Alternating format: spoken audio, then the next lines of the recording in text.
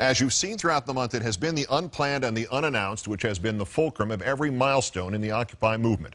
Saturday night, as a piece of tape we played earlier showed, when police clashed with protesters in Times Square, an American veteran of the war in Iraq stood up for the people behind the barricades.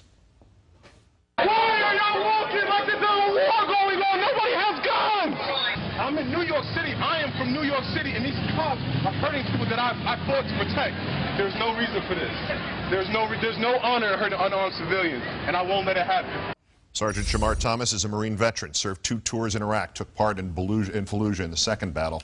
Comes from a military family. Both his parents are veterans. His father served in Afghanistan, his mother in Iraq. It's an honor to have you here, sir. Thank you. I appreciate it. Why'd you go to Times Square Saturday night, particularly wearing your medals and your uniform? I initially went to the protest on October 5th, and I saw the police brutality, and it made me want to get involved even more to, you know, the understanding that, you know, we have young men and women out here who are trying to inspire, you know, change. And so why wouldn't I want to be a part of that? So that's, you know, my goal in life is to inspire a generation, you know? Well, obviously, because as I suggested, this was not, it was not Sergeant Thomas night on the schedule, and yet it sort of became that.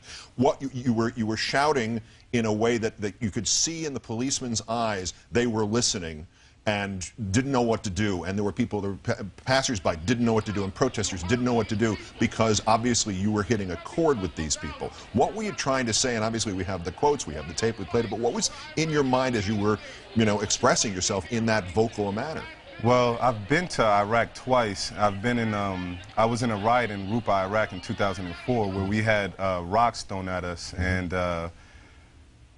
after the rocks were thrown, we didn't go beating up people and arresting people, you know what I mean? We kind of treated it with a level of humility, you know what I mean? And to have the cops beating, I saw, you know, a cop punching a woman in the face, you know, to see that in my own country, you know, my family fought for this country for people to have a right, and these people are peaceful. I haven't seen a video yet where I've seen them try to hurt the cops. So why are they using batons and sticks? Why are they in riot gear when nobody's trying to riot, you know? Did you have a sense at the time that they were listening to you? Oh, I know for sure they were listening to me. I have no doubt in my mind that they were listening to me.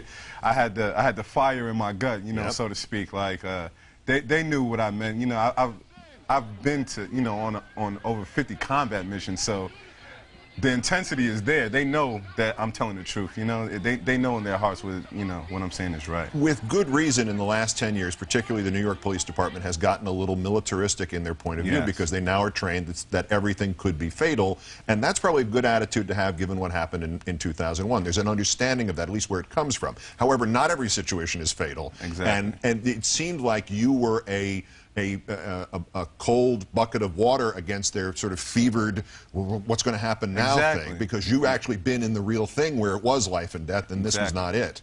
And that was what you're trying to get to them? It's a time and place for things, you know. It wasn't, when the situation arises where you know, the crowd starts getting frantic, that's when it's time to say, you know what, the crowd is getting frantic.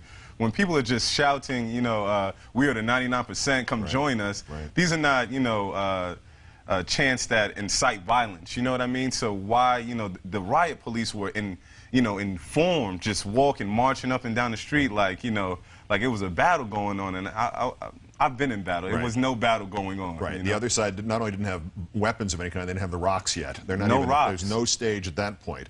Give me your assessment of the messages that are coming from Occupy Wall Street, and are you in favor of them, opposing the corporate greed and holding the banks accountable and supporting the middle class, principally those three?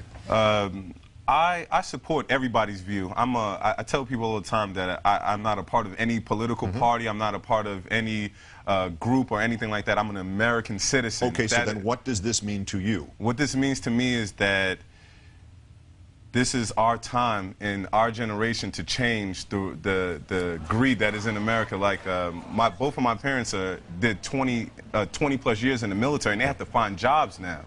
And it's like, I recruited for the Marines for 4 months, and it's like I taught kids to come join the Marines. So it's like, come join the Marines, and then what are you going to do after you get out of the Marines? You know what I mean? So it's like there's no there's no place for us to go now. You know what I'm saying? So, is there a place, do you think, in Occupy, in the entire movement, in the protest movement that's beginning in this country, for veterans' rights, and particularly recent veterans' rights, to be addressed? Should there be some more attention paid to this fact? Well, that's the whole thing with the uniform. Sure. That's what I tell people, like, I want to inspire the veterans to come out, because a lot of veterans have this thing where they don't want to speak against the government. They're so, trained, like, oh, no, if I speak out, speaking against the government is wrong, you know what I mean? Because we have a chain of command, But Yeah. I don't think it's about a chain of command. It's about a way of life, You understand what I'm saying? So Chain of command goes both ways. Sgt Shamar Thomas, U.S. Marine Corps, whose mother, father, grandfather, and great-grandfather also served this country through Iraq and Afghanistan and Vietnam and World War II. Yes. Great thanks to you for your service, to them for their service, and spectacular work on Saturday night. Thank you. And thanks for coming in here this evening. Thank you.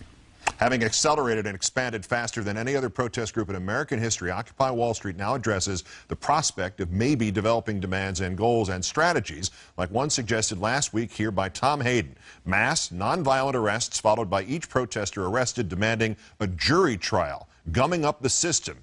Who better to follow up on that idea than Tom Hayden himself? He's next. This is Countdown.